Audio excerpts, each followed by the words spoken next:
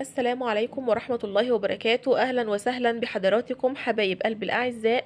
يسعدنا ويشرفنا اشتراككم ودعمكم لنا في القناة ليصلكم كل ما هو جديد فضلا وليس أمرا. اللي أول مرة يشاهد معانا القناة، احنا قناة مودي قلب دودي لأصحابها مودي ودودي. النهاردة جايين نعمل مع بعض أحلى وأطعم وأسرع طريقة بيتزا بطريقة قناة مودي قلب دودي. هنا هنجيب كوب فارغ هنحط فيه شوية مية دافية، وهنحط عليه باكت خميرة فورية ومعلقة صغيرة من السكر، وهنقلبه جيدا وهنتركه لمدة 5 دقايق علشان فطر الخميرة ينشط معانا بطريقة صح، ونبدأ نعجن العجينة بتاعتنا. هنا حطينا اهو المية والباكت الخميرة ومعلقة صغيرة من السكر وقلبناهم كويس جدا في بعض، وهغطيهم بالاسترتش راب زي ما حضراتكم شايفين، وهتركهم لمدة 5 دقايق. هم مش هيكملوا 5 دقايق، هو بالظبط من دقيقتين ل3 هتلاقوها ما شاء الله اللهم بارك نفشت معانا وفطر الخميرة اشتغل بطريقة صح، لاننا حاطين مية دافية. ما نحطش مية باردة ولا مية سخنة، علشان لو حطينا مية باردة او مية سخنة هتقتل معانا فطر الخميرة.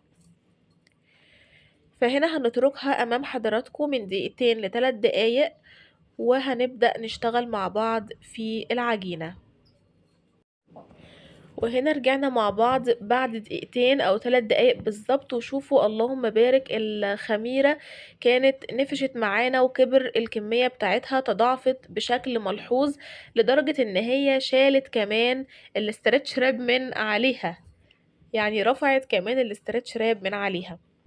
فهنا ما شاء الله الخميرة بتاعتي كويسة، وده اختبار الخميرة. لازم نختبر الخميرة قبل اي عجين بنحط فيه الخميرة بتاعته. وهنا لاحظوا معايا وانا بوريها لكم بتتضاعف وانا ماسكاها في نفس الوقت. يعني لاحظوا معايا، بصوا للكوب كويس هتلاقوها بتكبر وبتتضاعف، اذا فطر الخميرة شغال بشكل او ماي جاد. هنا هنبدأ نجيب الدقيق. انا هعمل معاكم كيلو دقيق. طبعا انا جايبه دقيق كريستال، ممكن حضراتكم تجيبوا اي نوع من الدقيق او دقيق متعدد الاستخدامات، اي نوع دقيق انتوا بتفضلوه. انا هنا هعمل كيلو دقيق لان انا مش هعمل بيتزاية واحدة، انا هعمل اكتر من واحدة. ف تمام. فانا هعمل يعني كمية كويسة من البيتزا. فهنا كنت دخلت معاكم الدقيق وحطيته في البولة او البلاستيكية اللي انا هعجن فيها، واحط عليه باكت بيكنج باودر لان ده كيلو دقيق. الكيلو دقيق طبعا بنخله الاول، بعد كده احط عليه باكت بيكنج باودر، واحط عليه ذرة ملح، يعني شوية ملح كده بين صوابعك او بين صوابعكم زي ما حضراتكم شايفين كده. وهحط على الكيلو الدقيق شوفوا الخميرة ما شاء الله اللهم بارك. الخميرة ما شاء الله كانت نفشت بطريقة رهيبة، وخلاص يعني كانت هتقع من الكوب، فلحقتها وهحطها معاكم هنا على الدقيق. وهحط ايضا على الكيلو الدقيق تلات خرط جبنة نستون عشان نطعمه اكتر. وهحط ايضا شوية زيت زيتون وشوية زعتر وشوية لبن. وبعد كده هكمل العجين بتاعي بمية دافية، علشان لازم تكون يعني الفطر الخميرة لازم يعيش في أجواء من الدفى علشان يتكاثر وينشط بطريقة سريعة وصحيحة. فهي دي عجينة البيتزا. هنقول تاني مع بعض عجينة البيتزا. هجيب كيلو من الدقيق هنخله، وبعد كده هحط عليه ذرة من الملح، يعني شوية ملح، وهضع عليه أيضا باكت بيكنج باودر وشوية زيت زيتون وشوية زعتر زي ما حضراتكم شايفين، و3 مثلثات جبنة نستون. وهحط عليه ايضا شوية لبن، وهعجنه هكمل عجينه بمية دافية زي ما حضراتكم شفتوا كده. وهحط عليه الخميرة اللي احنا عملناها مع بعض، اللي هي عبارة عن شوية مية على باكت خميرة من الخميرة الفورية على معلقة صغيرة من السكر. لو مش متوفر عندكم لبن سائل، ممكن تحطوا 3 معالق كبار من لبن البودر، وتكملوا العجن بتاعكم بمية دافية خالص. وهنا كنت بوريكم العجينة بعد ما عجنتها، بتقعدوا تعجنوا فيها من 10 دقايق لربع ساعة بعد ما عجنتها. وطبعا الاسود اللي فيها ده كان الزعتر، لا الزعتر. وهنا كنت بعمل الفراخ الستريبس، دي فراخ كوكي على فراخ ستريبس على النار، بقليها قلي كامل. الطهي يعني بيكون تمام، السوا بتاعه كويس جدا علشان هدخل الفرن الحاجة كلها مستوية. هنا طبعا مودي كان بيشرح لكم ان انا عملت هنا الصلصة، ولازم في الصلصة دي هنقف وقفة محترمة. احلى صلصة بيتزا تدوقيها في حياتك او في حياة حضراتكم جميعا. امي، هات امي. قلب الام. بتجيبوا 4 معالق كبار. احنا كنا في الاول ده في الاول ده.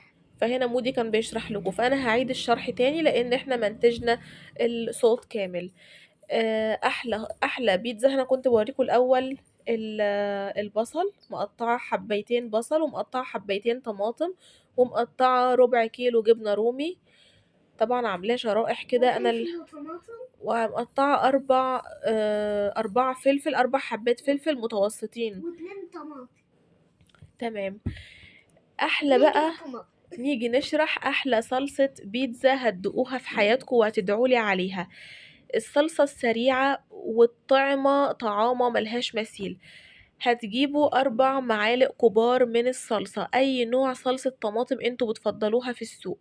هحط على النار في مقلاية او طاسة زي ما حضراتكم بتسموها 4 معالق كبار من صلصة الطماطم، عليهم 3 معالق كبار من الكاتشب الحار، وهحط عليهم شوية ملح، شوية فلفل اسود، شوية زعتر، شوية بابريكا مدخنة، شوية توم باودر.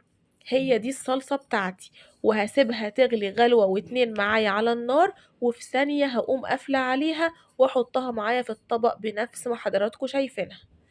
والصلصة لازم تكون، شوفوا ما شاء الله، تقيلة، لازم تكون بالتقل ده وبالسمك ده. وكمان من كتر ما هي حمرة ما شاء الله اللهم بارك، الحمار بتاعها غامق داكن. فهنقول تاني الصلصة، هنجيب 4 معالق كبار من أي نوع صلصة انتوا بتفضلوه في السوق، عليه 3 معالق كبار من الكاتشب الحار، عليه شوية ملح، شوية فلفل اسود، شوية بابريكا مدخنة، شوية زعتر، وشوية توم باودر. وطبعا التوابل مش بنحط منها كتير، انا باخد كده شوية شوية شوية يعني بين صوابعي، حاجة خفيفة بالطعم بس الاكل بتاعنا. وهنا كان الفراخ على النار، هنروح نشوفها وهنكمل مع بعض الفيديو. هنا خلاص كانت الفراخ استوت معايا في المقلاة، حمرتها كويس جدا وقطعتها شرائح زي ما حضراتكم شايفين، كان مودي بياكل منها اهو امام حضراتكم. هنا كنت بوريكم العجينة ان هي خلاص خمرت، يعني حجمها اتضاعف معايا. فخلاص جهزت كل المكونات اللي انا هستخدمها حاليا في رص صينية البيتزا. امام حضراتكم المكونات والجبنة الموتزاريلا وزيت الزيتون وكل حاجة. طبعا هنا الصينية هدهنها زيت زيتون من تحت، مش هدهنها ولا سمنة ولا زيت طبيخ تاني عادي، لا هدهنها زيت زيتون، الاستخدام في البيتزا كله زيت زيتون. فزي ما هتشوفوا امام حضراتكم كده تمام. حطيت كمية كويسة من زيت الزيتون وهدهنها يا اما بفرشة الدهان الخاصة بالدهان يعني، يا اما بايدكم، اي حاجة متوفرة عندكم. انا بعتذر منكم بس ايه في صوتي علشان عندي دور برد بروح مع عمودي الدروس وكده، فالاطفال في الدروس بتكون تعبانة شوية، فكله بيعدي بعضه يعني. فهنا خلاص دهنا الصينية بزيت الزيتون، ودهنت كمان الأطراف اللي هي الجوانب الحواف بتاعة الصينية علشان منعا للالتصاق، منعا ان يلتصق بيها اي شيء من العجينة.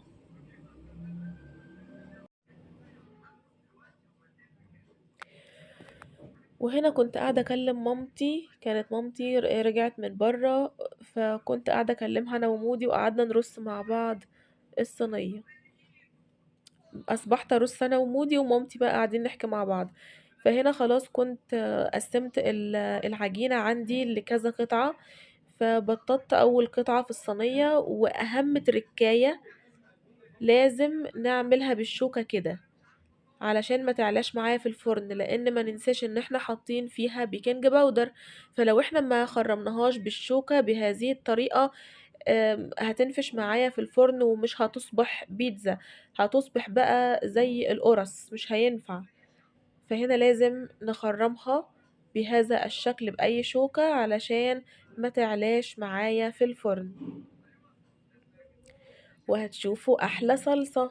هنا هنبدأ ندهن صلصة البيتزا اللي احنا عاملينها عليها. الصلصة دي روعة روعة فوق الخيال. 4 معالق كبار من الصلصة، عليهم 3 معالق كبار من الكاتشب الحار. طبعا سواء أطفالكم بياكلوا حار أو بارد، هو مش هتحسوا فيها بطعم الحرارة، بس طعم حكاية. عليها التوابل بتاعتها: ملح، فلفل اسود، زعتر، توم باودر، بابريكا مدخنة. والبابريكا لازم تكون مدخنة، ما ينفعش البابريكا العادية، مش هتعطيها نكهة كويسة. هنا كنا بنرص الصينية.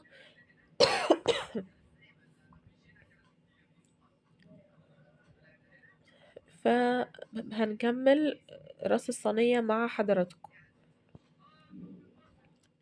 وطبعا الحشوة بتختلف من شخص لآخر، يعني مش شرط بيتزا ان احنا مثلا ممكن نكلفها فراخ او نكلفها لحمة، براحتكم خالص. انا هنا عاملاها، انا مكلفاها، يعني البيتزا دي اتكلفت عليا ممكن 1000 جنيه. الحمد لله. هي مش بيتزا واحدة، انا عملت كمية من يعني كذا واحدة، لكن الكمية دي كلها اتكلفت عليا كلفة كبيرة لان انا مكلفاها. يعني انا جايبه لها بس الفراخ بتاعتها بحوالي 300 جنيه فراخ، والجبنة الموتزاريلا ب280 جنيه، حطيت فيها الكيلو كامل، غير بقى الدقيق والجبنة النستون واللبن والزيت الزيتون والبهارات والحاجات دي كلها، والجبنة الرومي وكده. طبعا هنا كنا خلاص رصينا اول حاجة حطينا اللي هي الصلصة، بعد كده هنحط شرائح البصل. انتوا براحتكم خالص زي ما تحبوا حطوا، عايزين تعملوها بخضار بس تمام، عايزين تعملوها بتونة تمام، عايزين تعملوها بلحمة بفراخ ببسطرمة، اي حاجة اللي انتوا حابينه، بسجق، اللي انتوا حابينه اعملوه. احنا هنا بنحبها بخلطة الفراخ او باللحمة بس كده. وطبعا سواء فراخ او لحمة لازم يكون محطوط معاها جبن، احنا بنحبها كده، لكن ما بنحبهاش بقى لا بسجق ولا بتونة ولا بالكلام ده ولا بالبسطرمة، كل شخص كما يحب. فهنا حطينا اول حاجة فردنا العجينة في الصينية، وحطينا الصلصة، بعد كده البصل، بعد كده شرائح الطماطم. وهتلاحظوا ان الطماطم هنا مفيش فيها البذر بتاعها، انا شايلة قلبها. الطماطم لازم يتشال قلبها علشان ما تعملش مية على البيتزا، فبالتالي تطري العجينة فتبقى مش كويسة. هنا كنت انا ومودي بنرص الطماطم، شرائح الطماطم.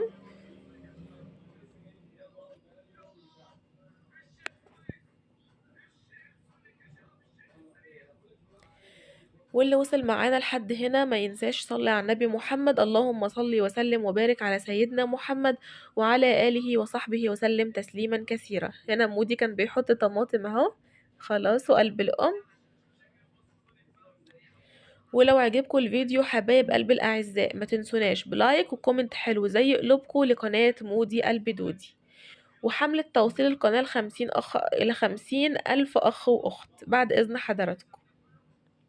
هنا بدأنا نحط شرائح الفراخ اللي هي الستريبس والكوكي. أنا كنت الفراخ دي أنا كانت خليط ميكس بين ستريبس كوكي وستريبس أطياب. كان عندي هنا علبة كوكي وكيس أطياب، فعملتهم خليط ميكس بينهم، لكن كل الفراخ دي ستريبس قطعتها شرائح. وطبعا مش بقطعها شرائح قبل القلي، لا ده أنا بقليها كاملة متكاملة على بعضها، وبعد ما اقليها وتستوي بقوم واخداها على البلانشة وأقطعها بالشرائح اللي حضراتكم شايفينها. يبقى كده حطينا الصلصة، حطينا بصل، حطينا طماطم، حطينا الفراخ. وبعد ما احط الفراخ بتك عليها كده تكة بسيطة علشان اثبتها مكانها في العجينة. وبعد كده هنكمل، هنحط ايضا شرائح الفلفل،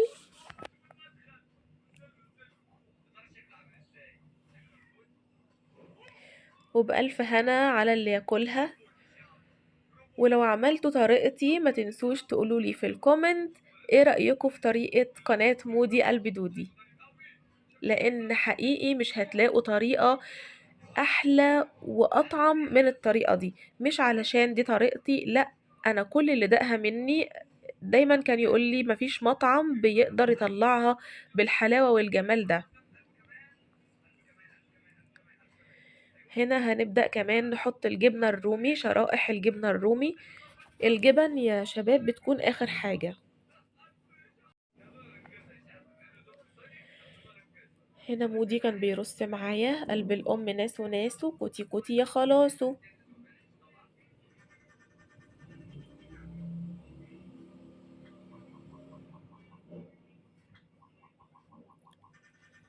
وهنرجع نقول تاني الحشوة كما تحب يا أصحاب، كل واحد كما تشتهي نفسه بقى، كما يحب إن هو يحط الحشوة اللي هو عايزها.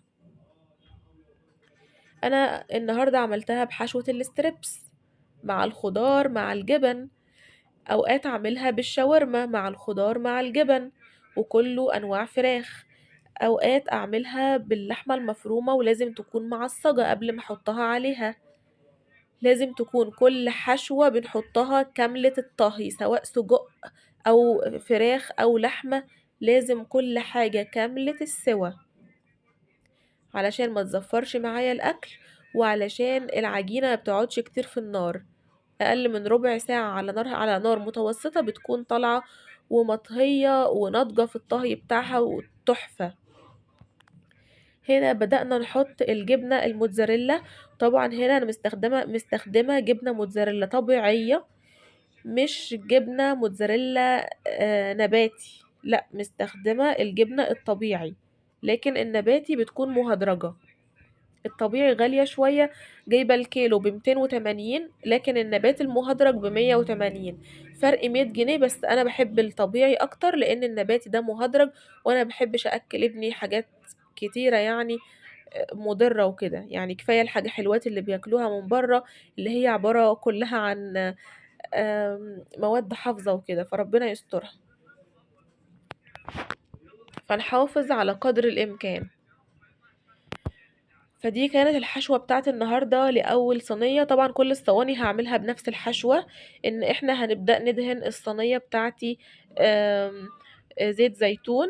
بعد كده هنرص، بعد كده هنفرد العجينة، وبعد كده هنحط عليها الصلصة، شرائح البصل، شرائح الطماطم، الفراخ بتاعتي فراخ الستريبس، شرائح الفلفل، شرائح الجبن الرومي، شرائح الجبنة الموتزاريلا.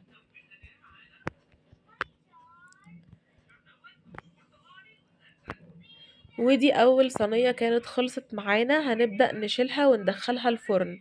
وهنرص الصواني التانية دي برضو تاني صينية رصيتها كنت بوريها لكم. دي أول صينية كانت في الفرن، حبيت أحمرها من تحت ومن فوق لأن عندي هنا البيت جزئين، في بيحب متحمر من فوق ومن تحت، وفي بيحبها بيضة من فوق عادي. فهنا اول صينية كانت طلعت معايا ما شاء الله اللهم بارك، من تحت الارضية تحفة، ومن فوق الجبنة الموتزاريلا تحفة، ومتحمرة شوية، واخدة يعني لسعة كده بسيطة من التحمير، لان هنا بيحبوها كده. وبرضو في افراد هنا بتحبها من غير تحمير من فوق، فانا عملت كذا صينية متحمر من فوق ومش متحمر من فوق. فشوفوا معانا هنا بقطعها امام حضراتكم، هايلة واللهم بارك اللهم بارك، طعم فوق الخيال. لو عايزين تعملوا بيتزا يعني اكتر من 100% طعمة وما فيهاش ولا غلطة، جربوها على طريقتي. وما تنسوش تقولولي رأيكم في الكومنتات. فدي كانت اول خرطة بعطيها لمودي عشان يروح يدوقها لمامتي. شوفوا الجبنة الموتزاريلا ما شاء الله اللهم بارك، مودي واقف في قلب الام خلاص وناس مامتي كانت جايه من بره جعانه، فقلت لها استني في ثانيه هنخلص مع بعض البيتزا وناكل. وهنا في اخر حاجه بعد ما عملت الصواني كان مودي طلب مني ميني بيتزا، فعملت له 4 ميني بيتزا كده على قده. والوقتي كنا بننتظر الصينيه لما تخرج من الفرن اللي هي التانية دي علشان نحط الميني بيتزا الخاصة بمودي قلب دودي. طبعا دي الصينية التانية كنا بنشوفها. الصينية التانية دي انا مش هحمرها من فوق خالص، مشغلت الشواية نهائي، بشغل من تحت بس علشان في هنا زي ما حضراتكم شفتوا جزئين بيحبوا متحمر من فوق وفي بيحبها بيضة من فوق. ودي الميني بيتزا بتاعت مودي. طبعا دي الصينية بعد ما طلعت اهي، هقطعها امام حضراتكم. وانا من النوع اللي بحبها بيضة من فوق، ما بحبهاش متحمرة من فوق شوية، فبحس ان هي اطعم يعني تبقى حكاية. فدي شوفوا بقى معايا كنت بقطعها، وشوفوا المطة تحفة يا شباب، تحفة. اللي هيدوق البيتزا بتاعتي مش هيعمل اي طريقة تانية، ومش بشكر في عمايلي. شوفوا الجمال، شوفوا الحلاوة، يا خلاص وناسو ناسو، يخلصوا القشطة يا ناسو. أطعم وأحلى بيتزا، أتمنى تجربوها وتشاركوا معايا رأيكم في الكومنتات. وألف هنا للي بياكل، وما تنسوناش بلايك وكومنت حلو زي قلوبكم وتفعيل زر الجرس بعد إذن حضراتكم. كانت لسه سخنة وأنا مش عارفة أطلع من الصينية حاجة.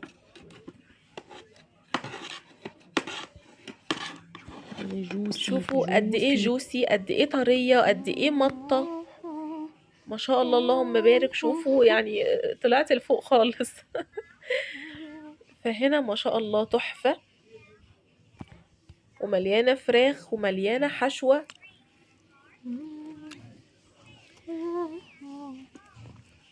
هنا كنا بنتذوق كلنا واحنا قاعدين، وفي نفس الوقت كنا بننتظر الميني بيتزا بتاعت مودي قلب دودي في الفرن معانا. دي الميني بيتزا بتاعت مودي. هنا كانت خلاص قربت تستوي معانا، ودي بعد ما استوت برضو ما حمرتهالوش من فوق، سبتها كده بس مشغلتش عليها الشوايه سبتها من تحت. دي الميني بيتزا بتاعت مودي يا اصحابي اهي، زي ما حضراتكم شايفين تحفه تحفه. اوه ماي جاد، شوفوا ظهرها جميل. الله يا حبيب الله. احنا بنعمل لنفسنا البيتزا الكبيره، ومودي بعمل له ميني بيتزا صغنن. فيديو قادم، والسلام عليكم ورحمه الله وبركاته.